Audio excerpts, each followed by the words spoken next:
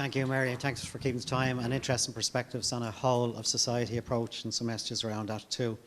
Next, can I ask Professor Denis Cusack from the Medical Bureau of Road Safety. Apart from being a medical doctor, Denis is also a barrister and a long experience as a coroner. And he's welcome, Denis. It's up there. So, Dave, good morning. Thanks for asking me to be here. Everybody's told a little bit of where they come from. So I've practiced as a doctor, a lawyer, a coroner, head of a forensic toxicology unit, and I was in charge as Professor of Forensic Medicine in UCD. Why do I say that? Some might say, well, you must know an awful lot. And I probably do. But what I'm saying to you is actually, the more you know, the greater the doubts in your mind about what is and is not going to happen. And I say that to you. You'll have had about 60 to 70 speakers, 100 hours of listening to people. God help you. 120 speakers. God help you.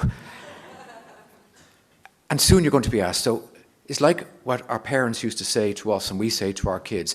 You know it all. When you come to the decision now, come to the exam, step back, look at the big questions. So don't be afraid. If I were you, I would be, actually. So, some of the things we're talking about here are, you're being asked to consider a lot of things. I've been asked to speak about road safety and drugs driving. I'm actually going to be naughty and speak about a bit more.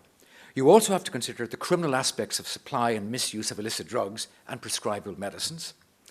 We have to think about safe and healthy driving. You have to think about healthcare, psychiatric and mental health considerations. You have to think about traumatic and violent deaths and self-killing. And it's up to you what you think about social and recreational uses and decriminalization or legalization, particularly of cannabis. So, I'm going to look at the public health aspects, death and injury prevention, drugs and road safety. I was before the Joint Oireachtas Committee on Transport just 3 days ago. You don't need me to tell you we're on the way up again with deaths. Terrible. That's the graph. Going down, now we're up. But let's not despair. Part of it does relate to alcohol and drugs. We've a vision zero, but we know alcohol contributing factor in about a third, drugs a contributing factor in about the same. And we've now surpassed the total of deaths for 2021. And I think even more important, in some ways, people's lives have been shattered. So that's one aspect of drugs. Preliminary drug testing, if you want for prevention, we now test for drugs at the side of the road. Just like alcohol, for a few drugs, we actually have levels above which, if you're found with those levels, it's illegal to drive. We have a medical exemption for medical cannabis, but it's still an impairment. If you have that, it can be an offence. They're the levels. Don't bother with those. If you have the slides, you can look them up later. But we do measure for cannabis, cocaine, and heroin product. If you have those at those levels, it's an offence, just like if you're above 50 in blood for alcohol. To remind you, we actually do have medical use of cannabis for spasticity associated with multiple sclerosis not responding to other medications, for nausea and vomiting associated with chemotherapy, and for severe refractory treatment-resistant epilepsy. I was actually involved in drawing up the medical exemption certificate, and actually it hasn't been used very much. So there is already a recognition that there may, in certain circumstances, be legitimate use of medical cannabis. Drug driving prevalence. Just look at the graphs. What we're looking there, cannabis, benzodiazepines, opiates, and cocaine. Someone was talking earlier about the cocaine. If I were an economist, if I want to know how the economy is doing, I look at cocaine use. I've been tracking this since the 1980s. When the economy is down, cocaine is down. When the economy is up, cocaine use is up. Cocaine use is up at the moment, and Ireland is relatively wealthy. The new device. This may also be prevention. I have it here. You can literally, the Gardaí or anybody can slip it in their pocket. That's the size of it. It's like an antigen test, and it'll detect cannabis, cocaine, benzodiazepines, opiates, amphetamines in just by this little test in a few minutes. Some of you at the back mightn't even be able to see it. That's how small it is. Carl's going to go through the test in a moment. Is that right? And in the last year, since we had this new device in December, you can see there again, it's cannabis, cocaine in particular, and benzodiazepines. So, I want to also deal with prescribable and over-the-counter drugs and give you a brief summary.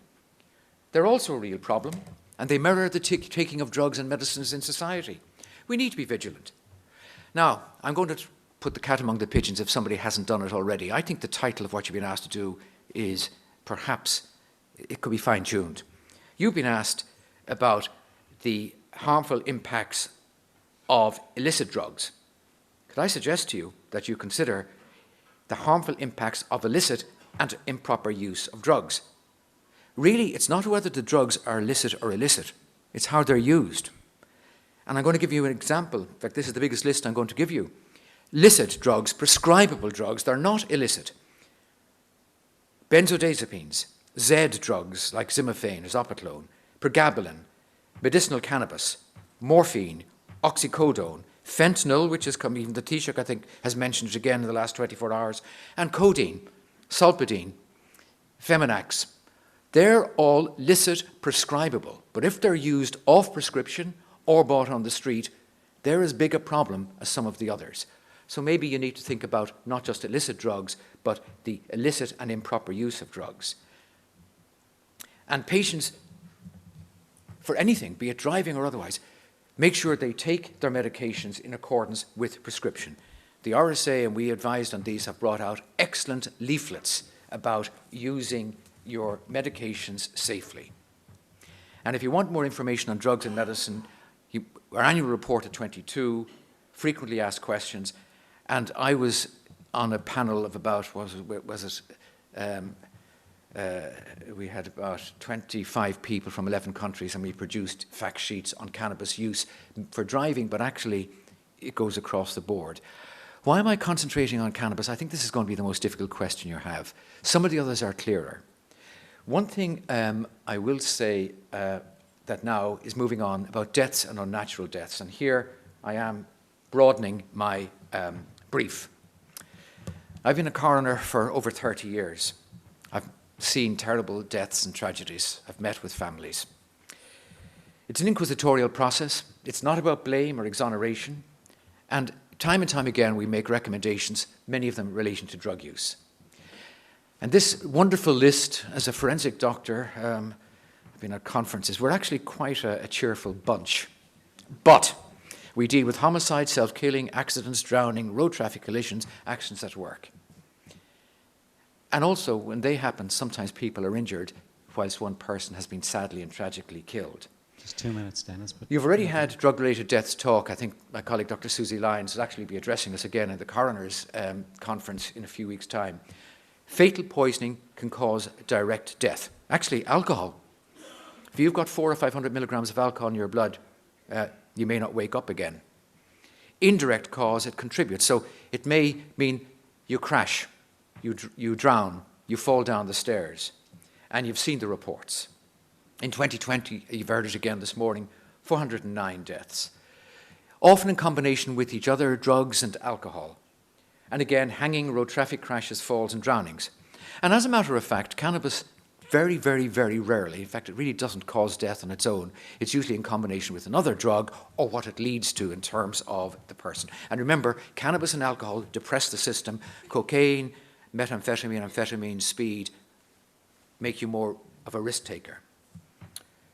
So, with all of that, sometimes we talk about vulnerable groups and at-risk groups. just 1 minute, Dennis. Thanks. And in all of your deliberations, actually, again and again and again, and it's not to take away the risk of other people, but it's actually young men under 35 years of age. They are at the greatest risk. You, of course, do not forget women and other age groups, but sometimes if you want to get a message across to prevent, You have to aim it at the group most at risk. So I hope in that short time I have given you an overview and perspectives. I wish you the best, and I'm going to end now to see if I can get the gold medal. Thank you.